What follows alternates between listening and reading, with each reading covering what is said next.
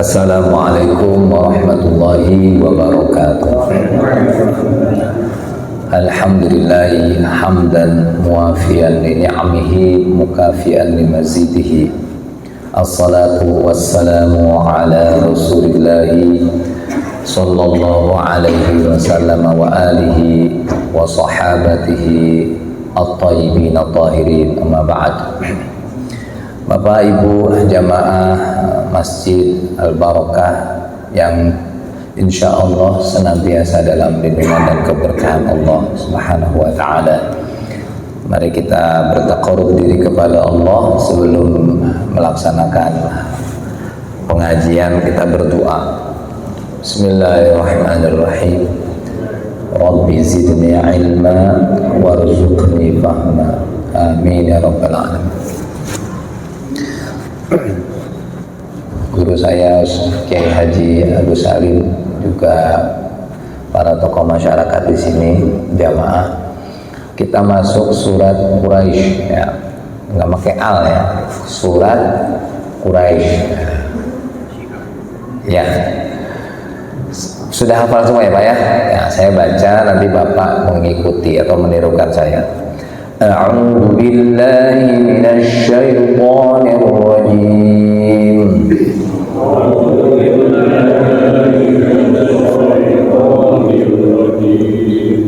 Bismillahirrahmanirrahim.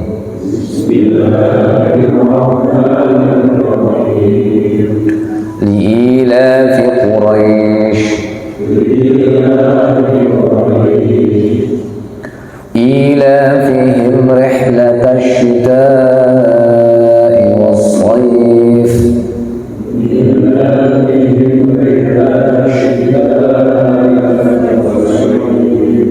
فليعبدوا رب هذا البيت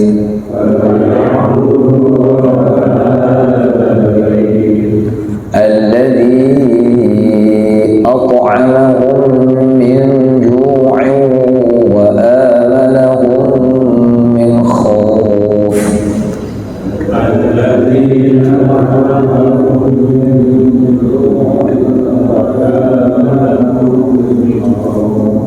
Sadaqallahul azim. Surat Quraisy. Tahaddatsat hadhihi suratu an ni'amillahi al-jalilati ala ahli Makkah. Jadi surat ini akan bercerita mengenai nikmat-nikmat Allah ya yang agung atas atau kepada penduduk Mekah. Haitsu kanat lahum rihlatani, di mana kebiasaan orang Quraisy itu bepergian. Ada dua bepergian atau dua tujuan untuk bepergian. Satu, rihlata syita'i ilal yamani, bepergian di musim dingin ke Yaman, wa rihlata fis sayfi, dan bepergian di musim panas ila syami, ke negara Syam, min ajli tijarah, untuk dagang. Waqad akramallahu ta'ala Quraisyan bi ni'mataini, dan sungguh Allah telah memuliakan suku Quraisy itu dengan dua nikmat azimataini yang besar. Min ni'amihi al-katsirati, di antara nikmat-nikmat Allah yang banyak itu, huma, di antaranya nikmatul amni, kenikmatan keamanan atau rasa aman, wal istiqrari, dan sebuah pengakuan ya tentang suku Quraisy itu suku yang di antara suku lain paling unggul gitu ya. Wa ni'matul ghani wal yasar, yang kedua adalah nikmat kemuliaan berupa harta, nah, wal yasar, dan kemudahan-kemudahan. Itu di muqaddimah yang ditulis dalam tafsir ini. Nah, sekarang kita baca tafsirnya. Bismillahi, dengan menyebut asma Allah Ar-Rahmani yang maha pengasih, Ar-Rahimi yang lagi maha penyayang. Li'ilafi, jadi li'ilafi itu, li'nya itu hadhil lam muta'alliqatun bil fi'lil ladzi ba'daha. Ada dua memang. Yang pertama, bahwa lamnya itu berkaitan atau berhubungan dengan perilaku yang dijelaskan setelah ayat pertama tentang suku Quraisy ini. Apa perilakunya? Ya tadi kita tahu, mereka punya dua tujuan bepergian. Di musim dingin ke Yaman, musim panas kemana? Syam. Ngapain? Dagang gitu. Tapi dalam beberapa literatur umumnya tidak demikian, ya. Hanya salah seorang ulama dalam tafsir Al-Khazin pun dijelaskan al-ilaf itu, ya, li-ilafi adalah min ajli tashilillahi ala Quraisyin wa taisirihi lahum makanu ya'rifuna minar rihlati fi syita'i ilal yamani wa fi shayfi ilal syami. Jadi kemudahan suku Quraisy ini dan kemudahan bagi mereka tatkala mereka itu punya pengakuan dari kabilah-kabilah lainnya itu, ya. Satu, mereka dagangannya itu diminati, ditunggu-tunggu. Yang kedua, keamanannya. Jadi kalau dimanapun suku Quraisy bepergian itu udah dijamin dah gitu, nggak ada begal dah bahasanya. Ya, dulu memang ada juga namanya begal, rampok gitu ya. Nah, kemudian rihlat asyita, ya, tadi udah saya sebutkan. Haitsu kanu yusafiruna litijarati wa yatuna bil at'imati wasiyabi. Apa yang dibawa ketika mereka dagang, dan bahkan mereka tepat itu kalau musim dingin ke Yaman, karena di daerah Yaman itu lebih panas gitu alasannya. Kenapa? Ke negeri Syam, karena negeri Syam itu banyak para perziarah, ya, para penziarah yang sudah juga bertukar dagangan dan sangat menanti itu kedatangan dari Quraisy ini. Kalau baca dalam kitab Siratul Rasul atau Sirah Nabawiyah yang ditulis oleh beberapa ulama, Khadijah, Sayyidatuna Khadijah binti Khuwailid. Siapa Khadijah? Ya, istri pertama Nabi SAW itu meminta kepada Rasulullah sebelum diangkat menjadi Rasul dengan upah atau insentif yang lebih tinggi dibandingkan pemuda-pemuda saat itu yang memang menjadi karyawannya Khadijah binti Khuwailid ini. Bahkan dagangan yang dibawa oleh Rasulullah SAW itu banyak memberikan keuntungan. Ya, memang Rasulullah jujur, amanah dan seterusnya lah gitu ya. Dan juga dagangannya laku gitu. Ya. Nah, dari sinilah Khadijah binti Khuwailid itu banyak curhat ke temannya yang namanya Nafisah. Curhat gini, akhirnya ya, ada ketertarikan kan. Nah, ini di sini nanti asbabun nuzul Rasulullah SAW itu menikah dengan Khadijah. Akhirnya dia ngadu ke pamannya, ya, dan direstui, kemudian dilamar Khadijah binti Khuwailid dan diterima. Dan sejak saat itu Khadijah binti Khuwailid ini banyak mendapatkan keuntungan dari berdagangnya. Bahkan hikmah dari berdagang itu, sebuah perniagaan adalah tijarah atau kasab yang paling utama. Kan Rasulullah pernah ditanya, ya kan, ya, ayul kasabi atyabu gitu. Apa sih pekerjaan yang paling baik gitu, yang paling utama? Ya, al-amalu biyadik, atau apa yang kamu lakukan dengan tanganmu? Ya, antaranya berdagang gitu ya, karena dia bisa menguasai semua. Ya, kalau kita, bukan berarti selain profesi pedagang nggak baik, nggak mungkin gitu ya, semuanya baik aja ya. Cuma memang berdagang ini salah satu profesi yang terbaik gitu ya. Ini saya bacakan di sini halaman 90. Nah, di sini nih ada. Sejatinya ini karangan Profesor Dr. Ali Muhammad As-Salabi. Ya. Sejatinya berdagang itu merupakan sumber penghasilan atau rezeki Rasulullah SAW sebelum beliau diutus menjadi nabi dan rasul. Dan beliau terus mempelajari dunia bisnis. Ya, Nabi pun menjelaskan bahwa seorang pedagang yang jujur, dipercaya, itu menyebabkan dirinya digiring pada hari kiamat kelak bersama orang yang jujur dan para syuhada dan para rasul, para nabi. Jadi al-bay'ani bil khiyari malam yatafarraqa. Fa in bayyana, ya, fa in bayyana wa sadaqa burika lahuma fi bai'ihima, fa in kadzabat wa katama muhiqat barakatu bai'ihima, rawahu al-Bukhari.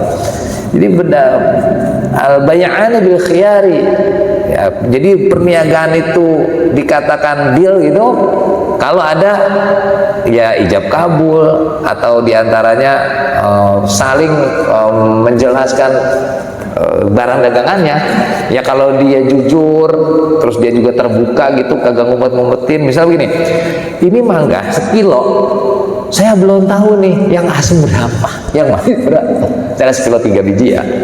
Ya kali aja kita kali kalau mau ngomong ini manis semuanya, siapa yang pernah nyobain? Kecuali dibuka dulu, cobain tiga-tiganya tuh, jilat. Kalau manis, bawa dah gitu.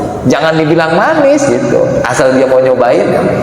Atau bilang aja, Pak, ini sekilo 3 lebih 2 on misalnya gitu. Tapi biarin dah saya jual tetap dengan harga sekilo. Mendingan begitu daripada 0,8 dijual berapa? Sekilo. Nah, berarti dia nggak jujur. Akhirnya ya kalau jujur berkah keduanya, ya dah saya redo gitu. Ya. Tapi termasuk orang jual beli yang sekarang kan online ya. Ini ngomongin jual beli dulu dikit ya. Karena kaitannya dengan ciri dari atau kebiasaan tradisi orang-orang Arab dari zaman dulu ya berdagang, apalagi suku Quraisy ya dagangnya jauh ke Yaman terus ke Syam. Ya kalau mau dijelasin Syam itu banyak negaranya, termasuk negara Palestina, Suriah itu Syam. Ya. Dan Rasulullah juga pernah mampir ke Madinah yang akhirnya menjadi tempat hijrah Rasulullah SAW. Saya lanjutin dikit lagi nih.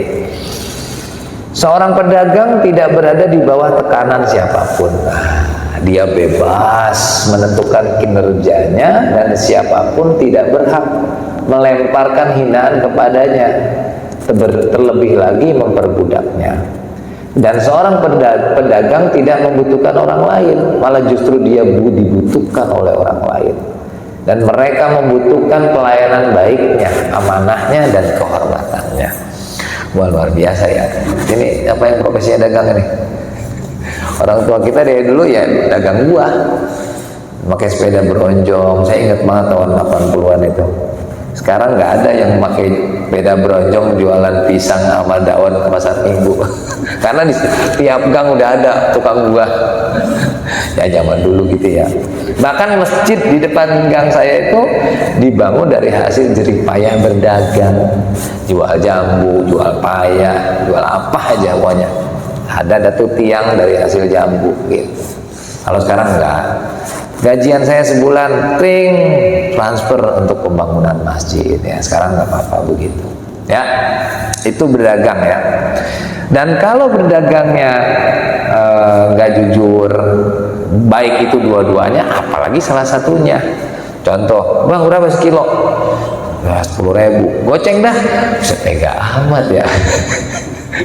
Ya udah, ya boleh nawar tapi ya yang anu juga kali gitu ya. Saya kagak ada duit lagi nih. Jangan juga, bilang aja bang saya punya 10.000, sisain saya 1.000 dah buat beli bensin. Itu mending begitu. Jangan pakai bilang saya kagak punya duit lagi, cuma segitu gitu. Nah yang dagang juga gitu. Udah tahu belum sekilo dibilangnya sekilo. Udah tahu kagak manis, pakai berani bilang manis. Ini jeruk manis pak. La ilaha illallah Muhammadur Rasulullah. Emang tahu itu jeruk manis? Saya bilang aja kalau ada nanya manis pak, ya cobain aja. Itu nggak apa-apa. Oh gitu. Kagak rugi. Ya, coba lihat di video-video atau orang haji. Orang haji beli semangka. Itu semangkanya bener dicobain, buka sama dia diambil tuh. Oh iya manis ini ya udah beli. Gitu. Jangan kayak teman saya, ogah beli durian emang apa kalau dibawa pulang? Giliran di sono nyobain enak, dalu yang dibawa pulang. Ya lagian si ente, ya Ya kalau emang rasanya kagak mau makan di rumah, makan di sono. Emang apa kalau di rumah? Lah ente beli atu yang nyium banyak. Bener ya? Coba beli durian atu yang nyium berapa orang? Makanya kalau beli durian jangan dibawa pulang.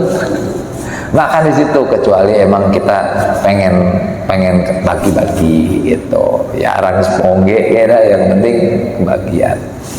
Itu ya. Gitu ya, lanjutin nih.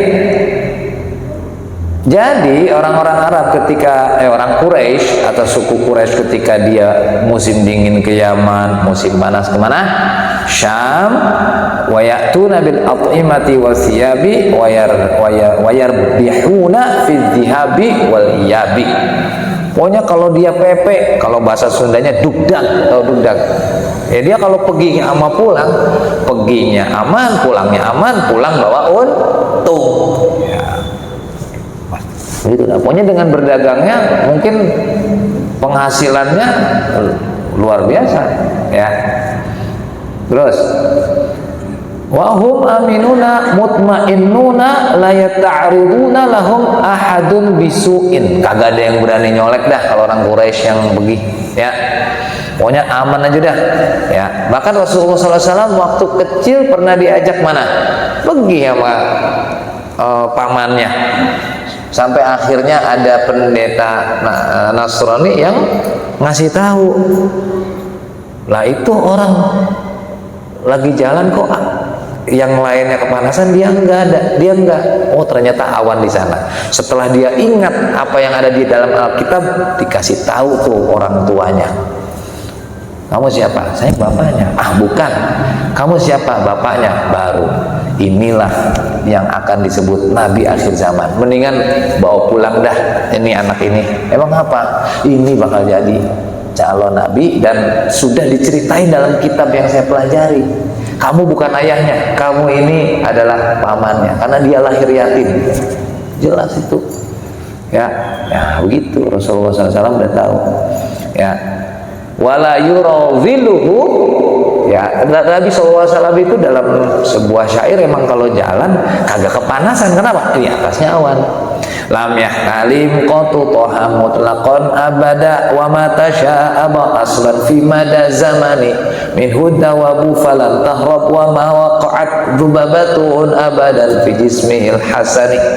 Nah itu diantara qasidah syair yang ditulis mengenai siapa Rasulullah SAW. Sampai masa kecilnya juga gitu. Kalau jalan kagak ada bayangannya. Kenapa? Di atasnya awan. Kalau kita kan ada bayangannya, gitu. Terus, li'anna nasa kanu yaquluna haula'i jiranu baitillah wa sukkani haram.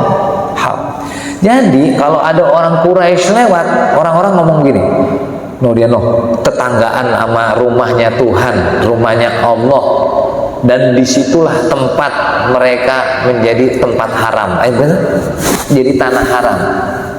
Jadi orang-orang udah tahu, apalagi sepeninggal atau pasca terjadinya Abraha tuh, penyerangan Abraha ke Ka'bah, ini diceritain juga.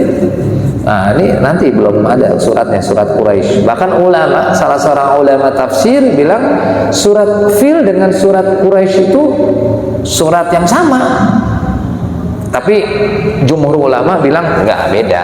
Karena memang ada kaitannya antara surat Al-Fil dengan surat Quraisy. Ya, nanti cerita Abraha belakangan dah. Ya. Jadi kata orang-orang gimana? Kalau Quraisy lewat, apanya? Tetangganya rumah Allah. Terus apa lagi? Tempatnya tanah haram. Wahum ahlullah, keluarganya Allah, kata orang-orang. Li'annahum wilatul Ka'bah, walatul Ka'bah. Karena mereka kuncennya Ka'bah. Tahu kuncen? Saya bilang kuncen aja dah. Ya karena kalau diceritain sejarah, kebetulan saya pernah ngajar sejarah di salah satu perkuliahan tuh. Ka'bah itu luar biasa kalau diceritain nanti, ya. Sampai disitulah Rasulullah SAW diarak keliling Ka'bah, saking girangnya tuh Abdul Muthalib ya, sampai dibilang saya namain Muhammad. Ya orang Arab tahu artinya Muhammad kan terpuji, biar dia terpuji sama penduduk langit dan penduduk bumi ya. Nah itu diantara kemuliaan Ka'bah ya. Bahkan kalau selorohnya begini Abdul Muthalib ketika ditanya, ya kalau onta mah ini punya saya, tapi kalau rumah ono kagak ada yang berani nyolek. Emang siapa? Emang apa? Punya yang maha pencipta gitu. Maka akhirnya Malik bin Kinanah pernah, emang ada apa yang ngalahin Ka'bah? Ono Abraha di Yaman katanya, di Habasyah katanya. Mau ngapain dia itu? Pokoknya mau nandingin Ka'bah, biarin ntar saya bikin onar di sono, kata Malik bin Kinanah. Ya bener, akhirnya Abraham merasa merasa tersaingi. Udah kita bawa aja pasukan, kita hancurin tuh rumah gitu ya. Jadi dia nggak mau kalah itu Abraham ceritanya. Ya, siapa yang mau berani-berani silakan, kata Abdul Muthalib gitu. Ya, dia tahu bahwa itu rumah Allah. Fala tu'dhuhum wa la tudlamuhum. Wa lima ahlaqallahu ashabal fili wa radda kaidahum fi nuhurihim izdada waqa'ah li Makkah fil qulubi wazdada ta'dhimil umara'i amra'i wal muluki lahum wal umara'i wal muluki lahum fazdadat tilkal manafi'ah wal mutajira. Nah begini, maka ketika orang-orang udah ngomong begitu bahwa yang lagi lewat tetangganya Ka'bah gitu ya bahasanya. Yang kedua, mereka adalah penduduk yang tanahnya diharamkan. Mereka adalah keluarganya Allah. Karena apa?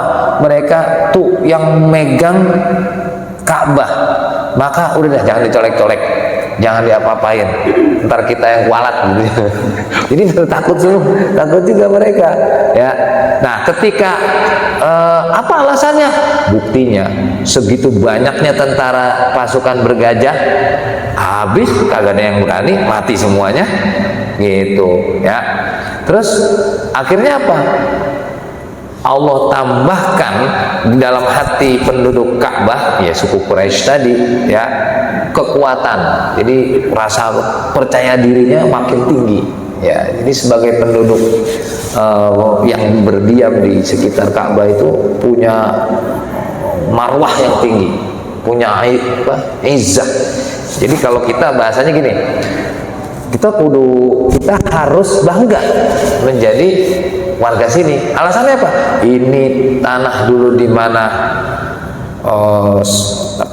pejuang-pejuang kita berguguran misalnya gitu. Jadi kudu bangga, harus bangga dengan tempat tanah kelahiran kita. Ya, tapi tidak boleh membanggakan diri. Saya bangga sebagai orang Betawi. Karena apa? Ya begini ya, sifatnya begini, tapi tidak boleh asobiyah, merasa membanggakan diri Betawi yang paling baik. Gak apa-apa, bangga terhadap Betawi, masa gak bangga? Bangga terhadap sebagai suku Sunda, bangga Sunda ini begini dan seterusnya, tapi tidak boleh membanggakan kesundaannya gitu ya. Terus juga para pemimpinnya. Nah ini ada 2 bab nih, saya baca tuntas ini buku ini, bagaimana para kabilah-kabilah di Arab itu memiliki masing-masing kompetensi yang berbeda. Misalnya ini contohnya, Bani Hashim itu yang megang tentang as-suqiyah. Jadi apabila ada pelancong ziarah ya, datang ke Ka'bah, sebelum Nabi Rasulullah SAW ada belum, tugasnya adalah memberikan pelayanan, makanan, minuman. Bahkan ya, kalau ada pelancong datang, pemimpinnya dikasih 10 ekor kambing, yang lainnya 1 ekor kambing. Bayangin, minum dan lain-lainnya tenang, beres gitu. Bani Makhzum sama juga. Makanya Abu Lahab bilang, dari dulu nenek moyang saya, maksudnya Bani Makhzum, urusan yang jagain Mekah nih jangan tanya gitu. Jadi sambil membusungkan dada, jangan tanya urusan yang jagain Ka'bah, yang jagain Mekah. Bani Adi, Bani Syam, Bani Khuzaimah semua memiliki kompetensi yang beda-beda. Atau punya bahasanya, nih kalau urusan duit si A, urusan berdagang urusan si A, urusan sosial urusan A, udah masing-masing. Ya, itu. Juga fazdadat tilkal manafi'. Nah, juga bermanfaatlah dari hasil perniagaan itu untuk keberlangsungan hidup penduduk Mekah termasuk sukuku Quraisy. Falidzalika ja'al amtinan ala Quraisy wa tadhkirihim bi ni'amillahi liyuwahhiduhu wa yashkuruhu. Kenapa demikian? Jadi liknya lam di sini adalah bukan karena kebiasaan saja orang Quraisy pergi ke Yaman ketika musim dingin, ke Syam ketika musim panas, tapi apa? Kudu inget aranjen. Quraisy, kudu inget aranjen, kudu eling, kudu inget kalian atas nikmat-nikmat itulah falyabudu. Karena disinyalir saking merasa aman dan merasa untung dalam berdagangnya, lupa sama siapa? Yang bagi, gitu. Lupa yang bagi rasa aman siapa? Ya, siapa yang memberikan banyak limpahan nikmat rizki harta, siapa? Maka falyabudu, agar mereka apa? Dia beribadah kepada siapa? Robba maksudnya di sini Allah hadzal bait, yang punya rumah itu.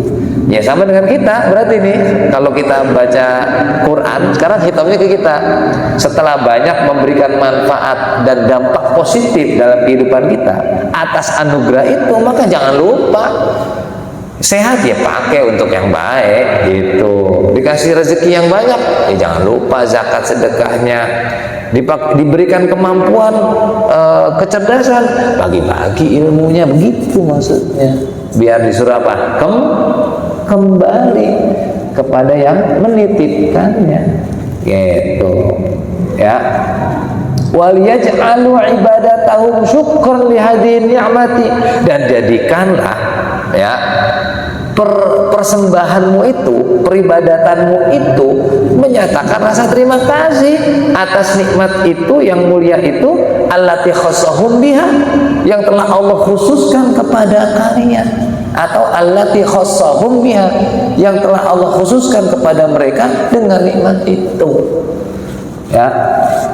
Gitu. Maka mufasir bilang begini, wa innama dakhalatil fa, kan ada fa ya, fal ya'bud, fa-nya itu fil kalam min ma'na syarti ka'annahu qala illam ya'buduhu la sa'ira ni'ami falyabuduhu min ajri ila fi rihlataini. Kalau kamu tidak bisa melakukan semua yang Allah perintahkan atas nikmat-nikmat itu, ya paling tidak sebagiannya lah. Ya, sebagian apa maksudnya gini, kamu bisa bepergian ke sono kan dapat untung tuh, ya keuntungannya lah untuk berbagi. Ya kalau nggak zakat ya sodako, itu yang paling kelihatan gitu.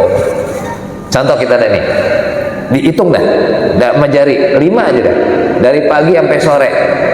Kita nggak bisa memberikan bentuk pengorbanan kepada Allah sebanyak 5, ya paling gagah diantaranya 1 kek, ya 2 kek gitu.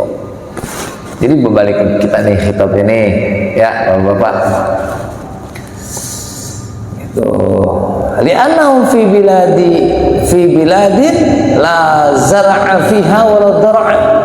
Mereka hidup, suku Quraisy itu kagak pernah susah, kagak pernah khawatir.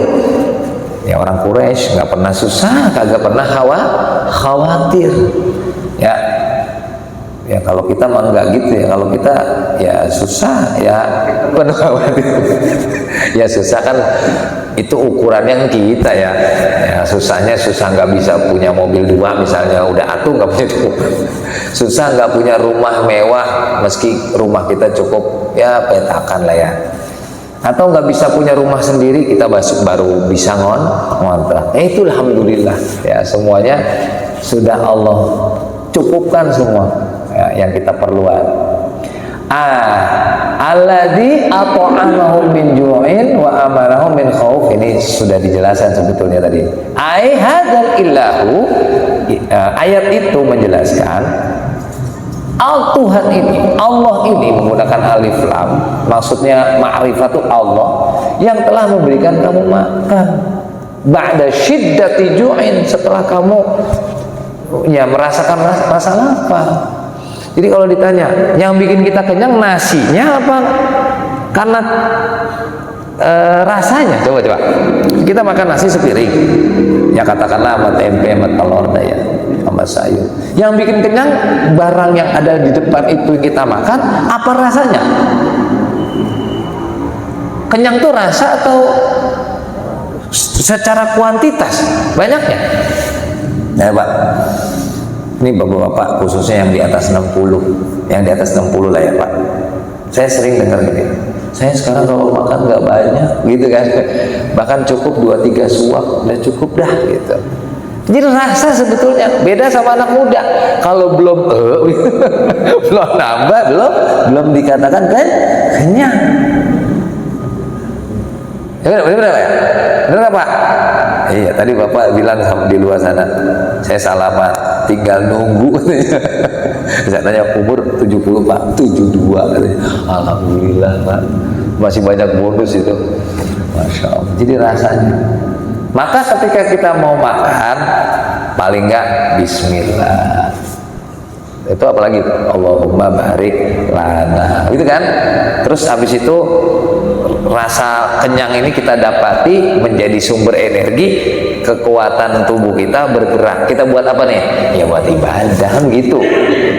Jangan seperti orang yang tidak syukur, makan pakai nampik lagi, tahu nampik? Ya milih maksudnya. Kenapa nggak ayam sih? Makan tempe mulu. Lah ya adanya itu. Kedua nggak pakai baca doa, padahal itu semua adalah Allah yang memberi. Ya benar ya? Afala yang guruna ilal ibili kaifa khuliqat. Nah, saya baca tafsir itu. Bukan hanya kita harus memperhatikan onta bagaimana diciptakannya. Itu aja nasi, tempe. Ya Allah, tempe kalau kita pikirin kok bisa jadi yang namanya tempe, padahal aslinya cuma apa? Biji. Dari biji tumbuh, habis tumbuh kacang hijau diapain tuh? Ya dibersihin, dikupas dan lain-lain. Dikasih apa? Ragi, berjamur jadi apa namanya?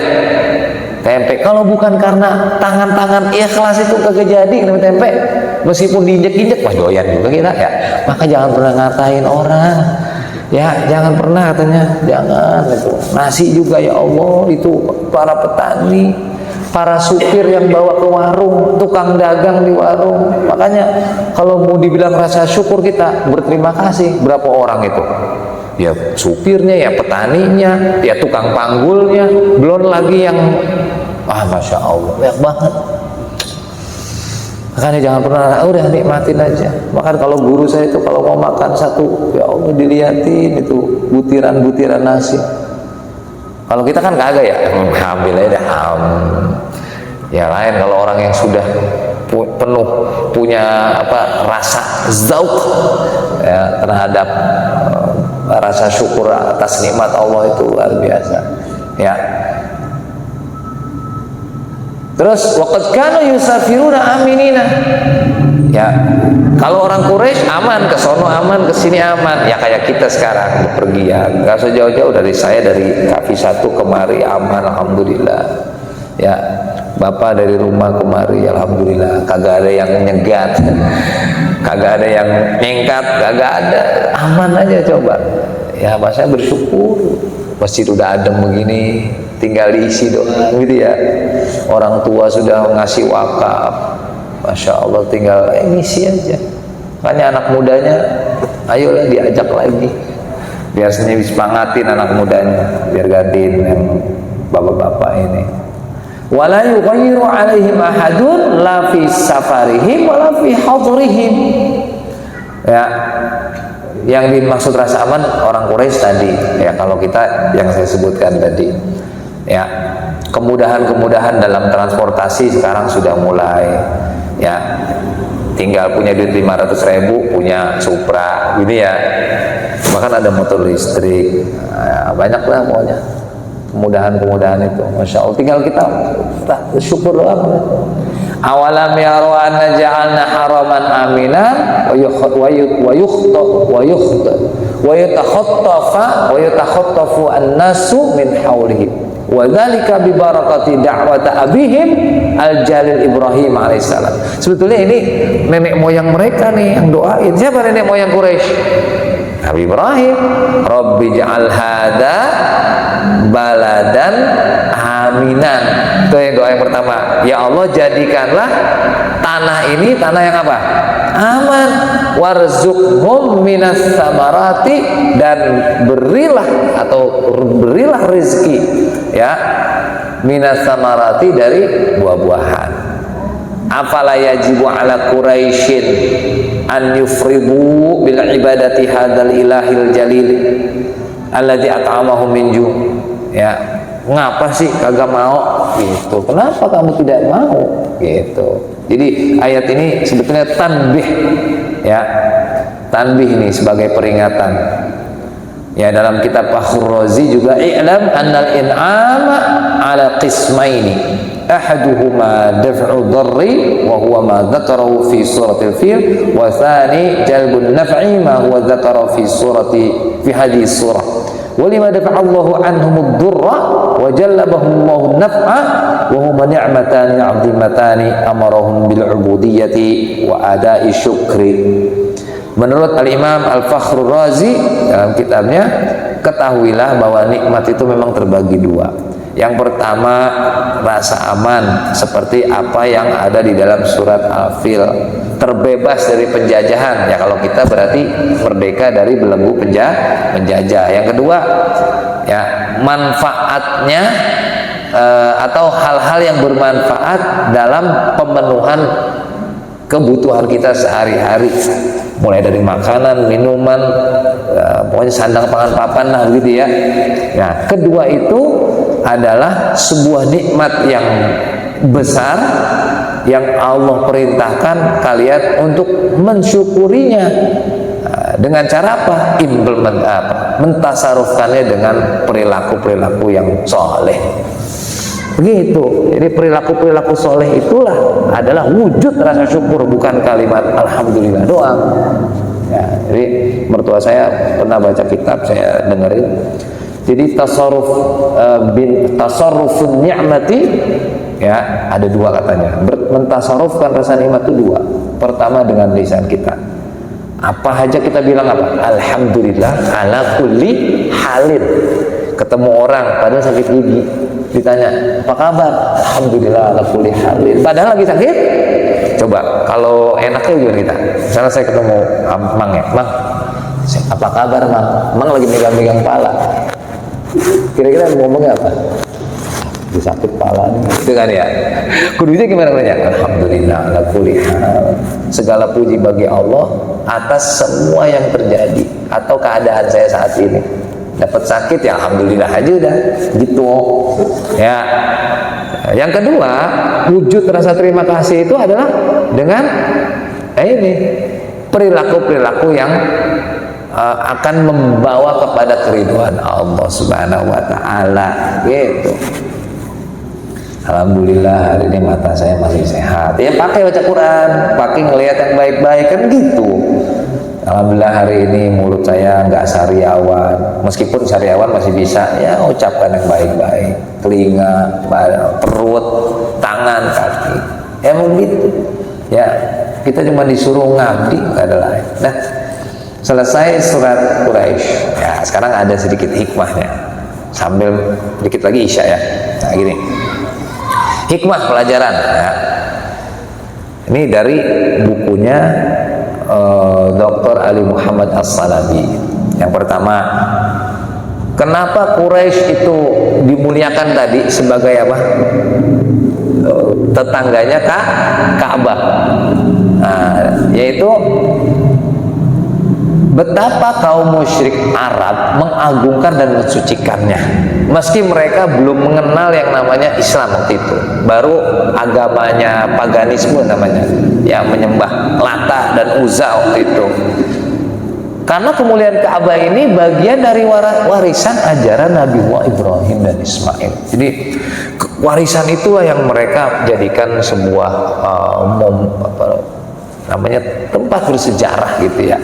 Kalau kita tempat bersejarah ya harus juga digituin, dimuliakan, bukan berarti dimandiin tiap tahun, bukan gitu Pak ya.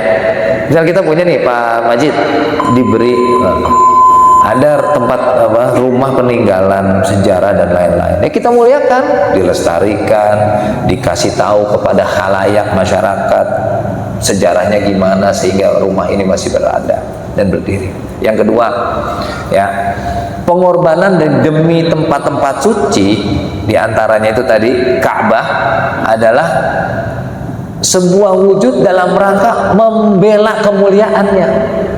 Jadi saking membela kemuliaannya, nggak ada yang berani. Jadi karena kemuliaannya dibela, ya sama seperti masjid, kita harus bela kemuliaan masjid ini. Ya bukan berarti orang mau menghancurkan masjid ini kalau kita larang, bukan itu. Kita bela kemuliaannya, kita pakai gunakan untuk hal-hal yang dapat memuliakan kita di hadapan Allah maupun di hadapan sesama manusia. Gitu. Bukan masjid dijadikan tempat yang nggak baik gitu. Ini kan sarana untuk memuliakan Allah dan memuliakan kita sebagai yang merawatnya, gitu.